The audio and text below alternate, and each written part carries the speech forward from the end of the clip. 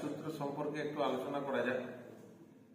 Boil সূত্রের প্রথম হচ্ছে স্টেটমেন্ট বা বিবৃতি। বয়েল সূত্রের বিবৃতি কি?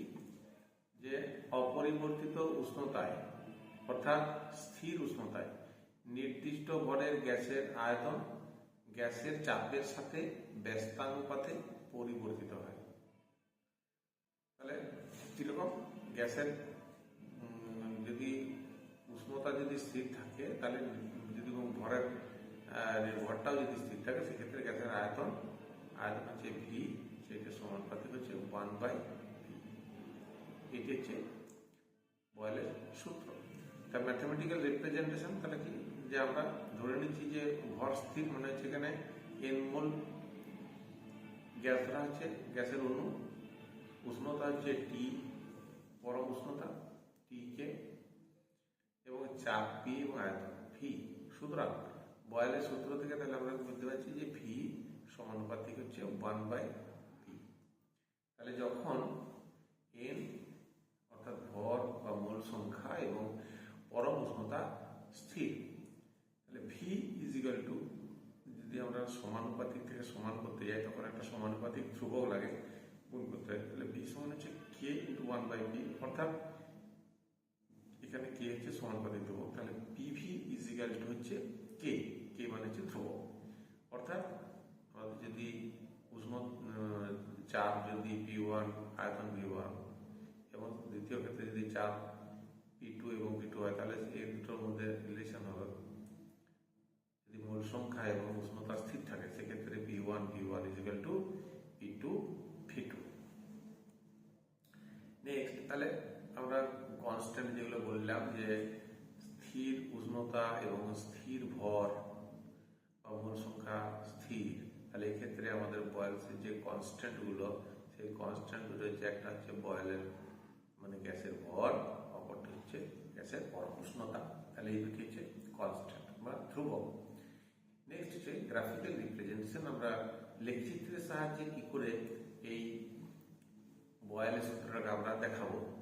তা আমাদের এখানে আমরা এখানে দুটো তিনটে গ্রাফ করেছি। তাহলে এখানে দেখা যাচ্ছে যে এই যে পি এক্স অক্ষ বরাবর পি আর ওয়াই অক্ষ বরাবর যদি ভি কে প্লট করা হয়, তাহলে এরকম রেক্টেঙ্গুলার হাইপারবোলা বা সমপরাবৃত্ত,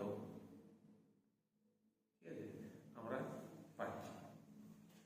তাহলে এখানে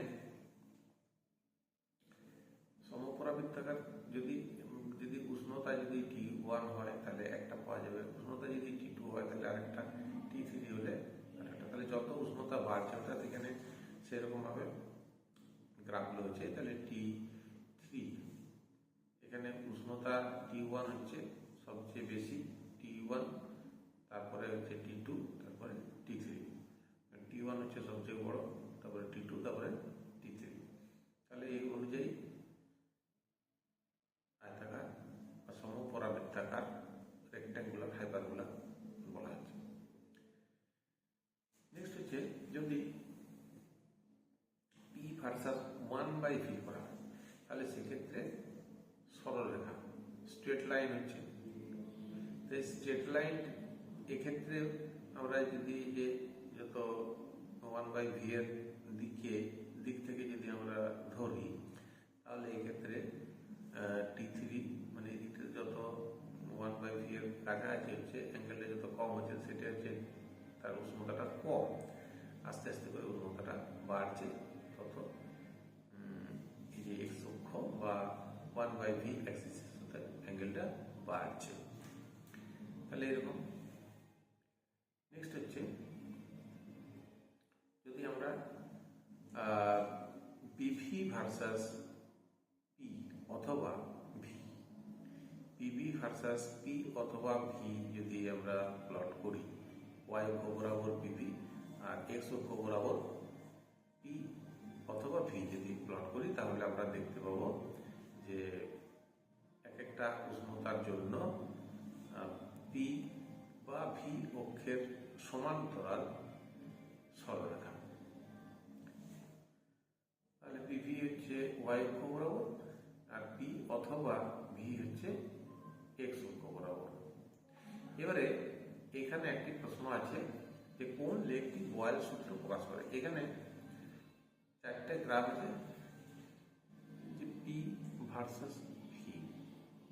পি ভার্সাস ভি আমরা দেখেছি যে সমপরাবৃত্তাকার এরকম টাইপের গ্রাফ হয়, এখানে স্ট্রেট লাইন দেওয়া আছে, এটা হবে না। তারপর আছে পিভি ভার্সাস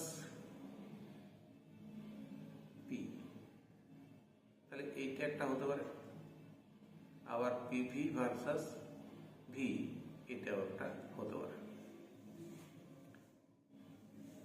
আর পিভি ভার্সাস পি এটা হবে না।